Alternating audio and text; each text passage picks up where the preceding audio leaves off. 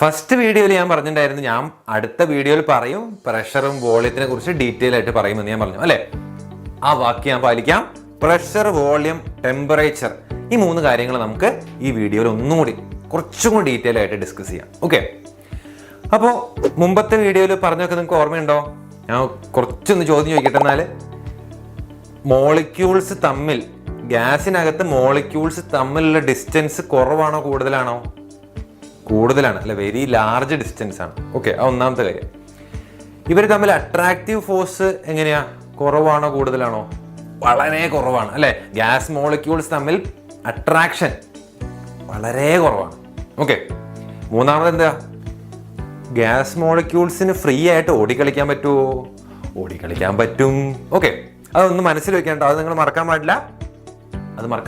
Okay, ഇനി നമുക്ക് ആദ്യം വോളിയത്തിനെ കുറിച്ച് സംസാരിക്കാം. എന്താണ് വോളിയം?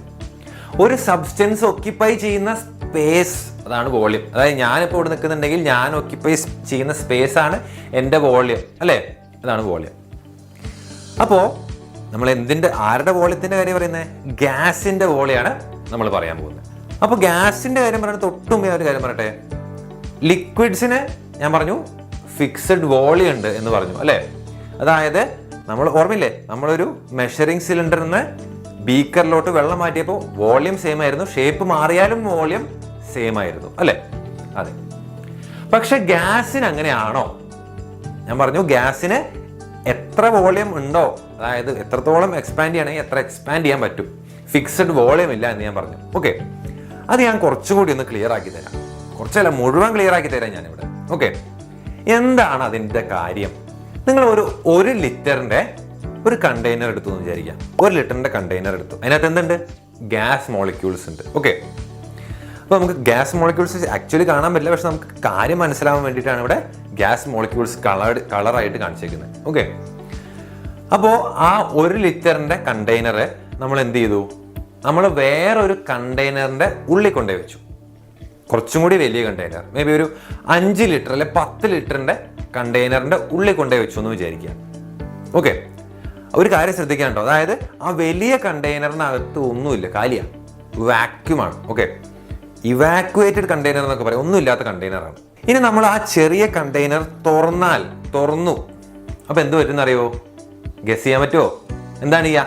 ആ ചെറിയ കണ്ടെയ്നറുള്ള മോളിക്യൂൾസ് എക്സ്പാൻഡ് ചെയ്ത് ആ വലിയ കണ്ടെയ്നർ 10 ലിറ്ററിന്റെ കണ്ടെയ്നറിനകത്ത് മുഴുവൻ സ്പേസും ഒക്യുപ്പൈ ചെയ്യും അല്ലെ. അപ്പൊ അവർ എക്സ്പാൻഡ് ചെയ്യാന്ന് പറയാം. എക്സ്പാൻഡ് ചെയ്ത് അവൈലബിൾ ആയിട്ടുള്ള വോളിയം മൊത്തം ഒക്യുപ്പൈ ചെയ്തു. എന്താണ് അതിന് കാരണം?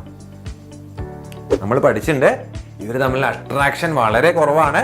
ഇവർക്ക് ഫ്രീ ആയിട്ട് എങ്ങോട്ട് വേണേ പോവാം അല്ലെ, ഫ്രീ മൂവ്മെന്റ് ആണ് ഇവർക്ക് അല്ലെ. തൊട്ട് മുമ്പ് പഠിച്ചല്ലോ, ഈ വീഡിയോയിൽ ഒന്ന് റീക്യാപ്പും ചെയ്തതാണ്. അപ്പൊ അങ്ങനെയാണെങ്കിൽ ഈ 1 ലിറ്ററിനകത്ത് ഉണ്ടായിരുന്ന ആൾക്കാരെ തുറന്നു വിട്ടാൽ അവർക്ക് എങ്ങോട്ട് വേണേ മൂവ് ചെയ്യാമല്ലോ.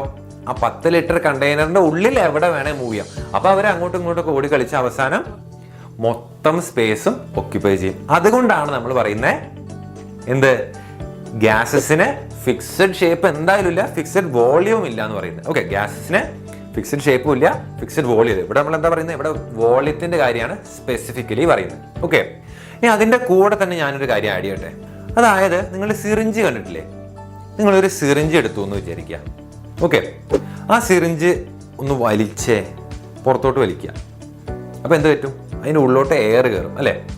ഇനി നിങ്ങൾ അതിൻ്റെ നീഡിലിൻ്റെ ടിപ്പ് പൂട്ടുക, ക്ലോസ് ചെയ്യുക, എന്നിട്ട് സിറിഞ്ച് തിരിച്ച് പുഷ് ചെയ്യാൻ നോക്കുമ്പോൾ എന്ത് പറ്റും? കുറച്ച് ഉള്ളിലോട്ട് പുഷാവും അല്ലേ, കുറച്ചുള്ളിലോട്ട് പുഷാവും. അപ്പൊ എന്താ സംഭവിച്ചേ?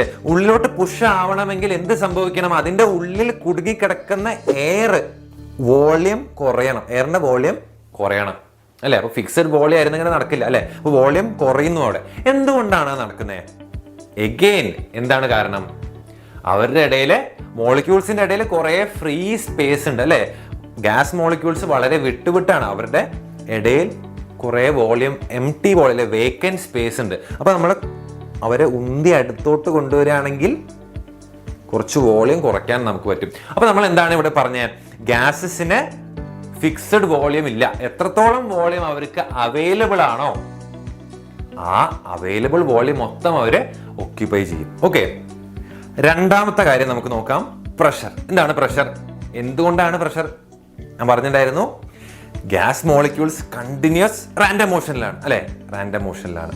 അങ്ങനെ ആയത് കാരണം അവര് തമ്മിൽ കൂട്ടിയിടിക്കും, വോൾസിലും പോയി കൂട്ടിയിടിക്കും. അപ്പൊ വോൾസിൽ കൂട്ടിയിടിക്കുന്നത് കാരണം, അല്ലെ, വോൾസിൽ പോയി കൂട്ടിയിടിക്കുകയാണെങ്കിൽ വോൾസിന്റെ മുകളിൽ ഒരു ഫോഴ്സ് എക്സേർട്ട് ചെയ്യുന്നുണ്ട് എന്ന് നമുക്ക് പറയാം, അല്ലെ? ഫോഴ്സ് എക്സേർട്ട് ചെയ്യുന്നുണ്ട്, അല്ലെ? അപ്പൊ അത് കാരണം ഉണ്ടാകുന്ന സംഭവത്തിനാണ് നമ്മൾ പ്രഷർ എന്ന് പറയുന്നത്. അപ്പൊ നമുക്ക് കറക്റ്റ് ആയിട്ട് മാത്തമാറ്റിക്കലി അല്ലെങ്കിൽ ഒരു ഫോർമുല അല്ലെ ഡെഫിനേഷൻ ആയിട്ട് പറയുകയാണെങ്കിൽ, ആ ഫോഴ്സ് ഉണ്ടല്ലോ, ഏത് ഫോഴ്സ്? മോളിക്യൂൾസ് വോൾസിൽ പോയി കൂട്ടിയിടിക്കുന്നത് കാരണം ഉണ്ടാവുന്ന ആ ഫോഴ്സ് അതവിടെ നിൽക്കട്ടെ. പിന്നെ നമുക്ക് എന്താ രണ്ടാമത്തെ കാര്യം എന്താ വേണ്ടേ? ആ വോളിന്റെ സർഫസ് ഏരിയ. ഓക്കെ, ആ വോളിന്റെ സർഫസ് ഏരിയ. അപ്പൊ ഫോഴ്സ് നമ്മുടെ കയ്യിലുണ്ട്, സർഫസ് ഏരിയ ഉണ്ട്.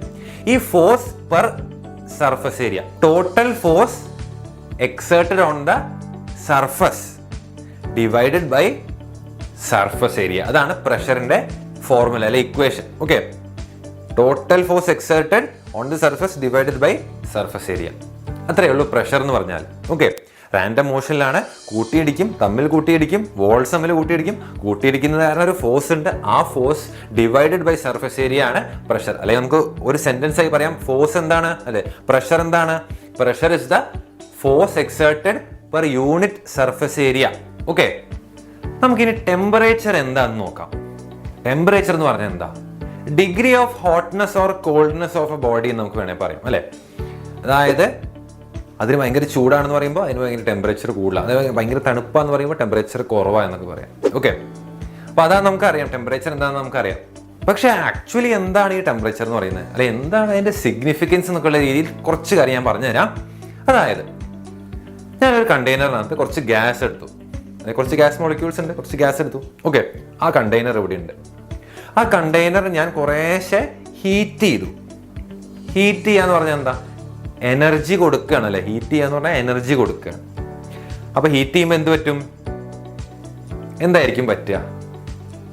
ഞാൻ പറഞ്ഞു, നേരത്തെ പറഞ്ഞിട്ടുണ്ട്, ഈ മോളിക്യൂൾസ് ഒക്കെ ഓടി കളിച്ചുകൊണ്ടിരിക്കുകയാണ്, മോഷനിലാണ്, അല്ലെ? റാൻഡം മോഷനിലാണ്. അപ്പൊ ഇവർക്ക് കൂടുതൽ എനർജി കൊടുത്താൽ എന്താണ് സംഭവിക്കുക? ഇവർ കൂടുതൽ സ്പീഡിൽ ഓടിക്കളിക്കാൻ തുടങ്ങും, അല്ലെ? കൂടുതൽ സ്പീഡിൽ ഓടിക്കളിക്കാൻ തുടങ്ങും, അല്ലെ? നമുക്ക് പറയാം കൂടുതൽ എനർജിയിൽ ഓടിക്കളിക്കാൻ തുടങ്ങും എന്ന് പറയാം, അല്ലെ? അപ്പോ ഈ മൂവ്മെന്റുമായിട്ട് ബന്ധപ്പെട്ട എനർജി എന്താണ്? കൈനറ്റിക് എനർജി, അല്ലെ?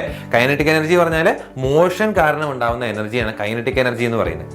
അപ്പോ എന്താണ് ഇവിടെ സംഭവിച്ചത്? നമ്മൾ ഹീറ്റ് എനർജി കൊടുത്തപ്പോ അല്ലെ ഹീറ്റ് ചെയ്തപ്പോൾ എന്ത് സംഭവിച്ചു? അവരുടെ കൈനറ്റിക് എനർജി കൂടി, അല്ലെ? പക്ഷെ ആക്ച്വലി നിങ്ങൾ ഒരു കണ്ടെയ്നറിനകത്ത് ഗ്യാസ് മോളിക്യൂൾസിന്റെ കൈനറ്റിക് എനർജി കൂടുന്നത് നിങ്ങൾക്ക് കണ്ണോട് കാണാൻ പറ്റുമോ? ഇവിടെ മോളിക്യൂൾസിനെ കളേർഡ് ആയിട്ട് കാണിക്കുന്നുണ്ടല്ലേ, അല്ലെ? ആക്ച്വലി നമുക്ക് കാണാൻ പറ്റില്ല. പക്ഷെ നമുക്ക് എന്തായിട്ട് സെൻസ് ചെയ്യാൻ പറ്റുക? അതിന്റെ ടെമ്പറേച്ചർ കൂടും, അല്ലെ? നമ്മൾ ഹീറ്റ് ചെയ്യുമ്പോൾ അതിന്റെ ടെമ്പറേച്ചർ കൂടും. അപ്പൊ ആക്ച്വലി ടെമ്പറേച്ചർ എന്ന് പറഞ്ഞാൽ എന്താ? Temperature is A measure of the average kinetic energy of the molecules. Okay, അപ്പൊ എക്സാമിനൊക്കെ ചോദിക്കുകയാണെങ്കിൽ നിങ്ങൾക്ക് എഴുതാം degree of hotness or coldness എന്ന് എഴുതാം. പക്ഷെ അതിൽ കൂടുതൽ ഇമ്പോർട്ടന്റ് എന്താണ്? Temperature is the measure of average kinetic energy of the molecules എന്നാണ്. ഓക്കെ, അതാണ് കൂടുതൽ ഇമ്പോർട്ടന്റ്. നമ്മൾ എന്തൊക്കെ നോക്കി ഈ സെക്ഷനകത്ത്? Volume, pressure, temperature. ഇനി നമുക്ക് അടുത്ത സെക്ഷനിനകത്ത് ഇവർ തമ്മിലുള്ള റിലേഷൻ, അതായത് ഒന്ന് കൂടുമ്പോൾ മറ്റേതിന് എന്ത് സംഭവിക്കും, വോളിയം കൂടുമ്പോൾ ടെമ്പറേച്ചർ എന്ത് പറ്റും, അല്ലെങ്കിൽ ടെമ്പറേച്ചർ കൂടുമ്പോൾ വോളിയത്തിന് എന്ത് പറ്റും, അങ്ങനത്തെ കുറച്ച് റിലേഷൻസ് പഠിക്കാം. അപ്പൊ അതാണ് ഗ്യാസ് ലോസ് എന്ന് നമ്മൾ പറയാൻ പോകുന്നത്. അതാണ് ചാപ്റ്ററിന്റെ ഹെഡിങ് ഓർമ്മയില്ലേ? Gas loss and mall concept എന്നാണ്. നമുക്ക് ഗ്യാസ് ലോസ് ഒക്കെ അടുത്ത സെക്ഷനിൽ പഠിക്കാം. ഓക്കെ.